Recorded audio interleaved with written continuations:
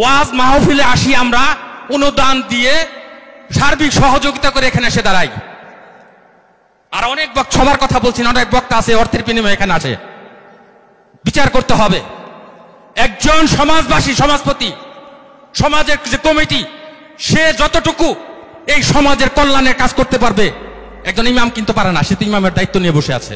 বসেন বসেন, আমরা ট্যাক্স হোল্ডার নাগরিক। আমরা সমাজে উইরা আসি নাই, আমরা এই দেশের নাগরিক। আমরা আসসালামু আলাইকুম ওয়া রাহমাতুল্লাহি ওয়া বারাকাতুহু। প্রিয় ভাই ও বোনেরা, আপনারা যারা ভিডিওটি ক্লিক করেছেন আপনাদেরকে অসংখ্য ধন্যবাদ। আশা করি ভিডিওটি সম্পূর্ণ দেখার চেষ্টা করবেন। বিষয়টি অতি গুরুত্বপূর্ণ। বর্তমান সময়ে প্রেক্ষাপটে যারা ওয়াজ মাহফিল অনুষ্ঠিত হইতেছে এবং আলিম উলামাদেরকে নিমন্ত্রণ করে এনে ওদেরকে দিয়ে ওদের মাধ্যমে বক্তব্য শোনার চেষ্টা করতেছেন। আমরা এখানে ভিডিওর মধ্যে দেখলাম বাংলাদেশের বিএনপি নেতা একটি ওয়াজ মাহফিলের মধ্যে যিনি প্রধান অতিথি হিসাবে উপস্থিত ছিলেন ও প্রধান অতিথি হিসাবে উপস্থিত ছিলেন মুফতি নজরুল কাসেমি সাহেব। নজরুল কাসেমি সাহেবকে চেয়ারের মধ্যে বসে থাকা অবস্থায় ওই বিএনপি নেতা আলিম সমাজকে, ইমাম সমাজকে এবং টোটাল আলিম সমাজকে এমন ভাবে অপমান করলো যে যা নজরুল ইসলাম কাসেমি সাহেব খুব সুন্দরভাবে তার জবাব দিয়েছেন এবং খুব তিক্ত ভাষায় জবাব দিয়েছেন। সেই ভিডিওটা আজকে আমরা দেখার চেষ্টা করব। আসলে নজরুল ইসলাম কাসেমি সাহেব কি কথা বলেছিলেন এবং তিনি কেন রাগান্বিত হয়েছিলেন। বন্ধুগণ, আসুন তাহলে আমরা সম্পূর্ণ ভিডিওটি দেখার চেষ্টা করি। সংক্ষিপ্ত ভিডিও রয়েছে, আশা করি আমরা ধৈর্য সহকারে ভিডিওটি দেখার চেষ্টা করব। আসুন তাহলে আমরা ভিডিওটি একবার দেখি। ওয়াজ মাহফিলে আসি আমরা অনুদান দিয়ে সার্বিক সহযোগিতা করে এখানে এসে দাঁড়াই। আর অনেক সবার কথা বলছি না, অনেক বক্তা আছে অর্থের বিনিময়ে এখানে আছে। বিচার করতে হবে। একজন সমাজবাসী, সমাজপতি, সমাজের যে কমিটি, সে যতটুকু এই সমাজের কল্যাণের কাজ করতে পারবে একজন ইমাম কিন্তু পারে না। সে তো ইমামের দায়িত্ব নিয়ে বসে আছে। আর সভাপতি সাহেব যেই কথাগুলা বললেন ওইগুলাই আমাদের পাথেওর জন্য যথেষ্ট। কেননা ওনারা আমাদের দেশের কর্ণধার, ওনাদের কৃপাই আমরা বেঁচে আছি। ওনাদের কৃপা যদি না থাকতো তাহলে হয়তো আমরা দেশে থাকতেও পারতাম না বা দেশে থাকতামও না। কোথায় থাকতাম আল্লাহই জানে। বিদায় আমি কথা লম্বা করতে চাইতেছি না। আমিও আপনাদের কাছ থেকে বিদায় নিতেছি। আমার পরে যেই বক্তা উনি আসবেন, আমি আপনাদের কাছে অনুরোধ রাখব যে আপনারা ওনার কথা শুনবেন এবং দোয়া পর্যন্ত বসবেন, তারপরে এটাকে পরিসমাপ্তি ঘটাবেন বলে আমি আমার কথা শেষ করলাম। ওমা আলাইনা ইল্লাল বালাগ।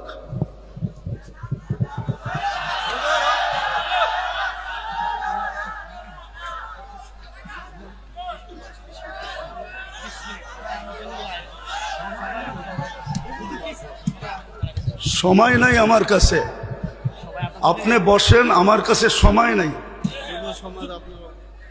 রাখেন। আমরা সমাজে উইরা আসি নাই, আমরা এই দেশের নাগরিক।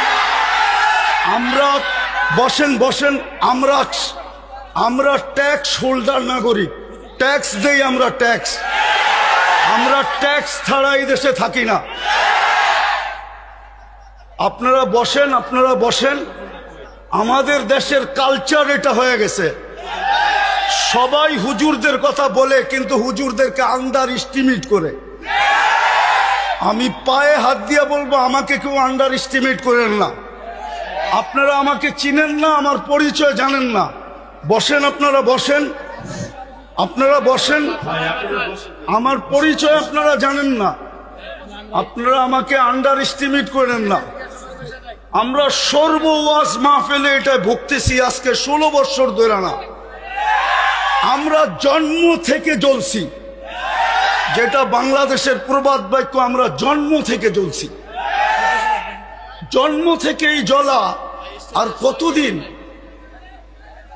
আপনাদের পায়ে হাত দিয়ে বলি বসেন, আওয়াজ করবেন না, কেউ আওয়াজ করবেন না। আমাদের সময়ের দাম আছে, এরকম যে আমাদের সময়ের দাম নাই বা আমাদের এইটা কইরা খাইতে হবে এরকম কোনো জরুরি না যে আমাদের ওয়াজ করেই খাইতে হবে। আমাদের খাওয়ার অনেক ব্যবস্থা আল্লাহ রেখে দিছে। যেই আল্লাহ আমাকে জন্ম দিছে উনি আমার খাওয়া তৈরি করেন নাই? না খাওয়া ছাড়া আমাকে দুনিয়াতে পাঠায় দিছে যে আমাকে এইভাবে করে খাইতে হবে? আপনাদের পায়ে হাত দিয়া বলি, আওয়াজ করবেন না। বাস আমি যেটা বলছি, সভাপতি সাহেব আমাদেরকে দিক নির্দেশনা ভালোই দেখাইছেন, খারাপ না। কিন্তু আমি আপনাদেরকে বলতেছি আমার হাতে সময় নেই, আমার আরেকটা প্রোগ্রামে যেতে হবে। আমার এইখানে লেখা আছে 9টা, দেখেন যদি লেখা না থাকে। এখন বাজে কয়টা বলেন তো আপনারা? হ্যাঁ, আপনারা আপনাদের লেখার উপরে আন্তরিক না? আন্তরিক না? আপনারা তো আন্তরিক না। আপনারা আমাকে 9টার সময় দিতে পারেন নাই। আপনারা এখন বাঁচতে শেষ 35 মিনিট আপনারা আমার লস করছেন। বিদা আমি আপনাদেরকে সময় দিব কোত্থেকে? আমার তো ছিল 9টার থেকে আমি 10টা দিব আপনাদেরকে 1 ঘন্টা। আমার মিশনই তো এই যুবকদেরকে নিয়ে খেলা। আমি তো যুবকদেরকে নিয়েই খেলি। যুবকদেরকে তো আমরাই তৈরি করছি। আমি যদিও দেশের স্বাধীনতা দেখি নাই, আমি দেখবো কোত্থেকে? ওই 4 তারিখের রাত্রে তো আমি ইংল্যান্ড থেকে কানাডায় যেতেছিলাম। আমি তো জমিনই ছিলাম না, 39,000 ফিট উপরে ছিলাম। নামার পরে আমি শুনছি দেশ স্বাধীন হয়ে গেছে। ওই দিন থেকে আমার দিলে জন্ম নিছে। আর আমি জানি আমার দেশের যুবক নিয়ে কোথায় রিচার্জ চলতেছে। আমার দেশের কয়জন বলতে পারবে এটা আমি জানি না, কিন্তু আমি জানি আমার দেশের যুবকদেরকে নিয়ে কোথায় রিচার্জ চলতেছে। কোন কোন দেশে বাংলাদেশের যুবক নিয়ে রিচার্জ চলতেছে। যুবকরা যদি না দাঁড়াইতো আরো 50 বছরের ভিতরও কারো স্বাধীনতা আনার ক্ষমতা ছিল না। বিদায় আমার যুবকদেরকে নিয়ে কোথায় রিচার্জ চলতেছে আমি জানি। আমি জানি পেন্টাগনের কোন কামরায় রিচার্জ চলতেছে। পেন্টাগন চিনো তোমরা? হ্যাঁ, পেন্টাগন তো চিনো না, ঠিক না? তো বন্ধুগণ, এ ছিল মুফতি নজরুল কাসেমী সাহেবের খুব তিক্ত ভাষায় এবং সভাপতি মহোদয়কে এমনভাবে উনি উপদেশ দিয়েছেন বা এমনভাবে উনি জ্ঞান দিয়েছেন যে সভাপতি যে ছিল বিএনপি নেতা, তার সমস্ত জিন্দেগি মনে রাখবো। আসলে নজরুল কাসেমী সাহেবের মতো একজন বিদগ্ধ পণ্ডিতকে, ইসলামিক পণ্ডিতকে সম্মুখে রাখে এরকম আলিম সমাজকে যদি কেউ অপমান করে, তা বরদাস্ত করা কখনো যায় না এবং বরদাস্ত করতে পারবেন না।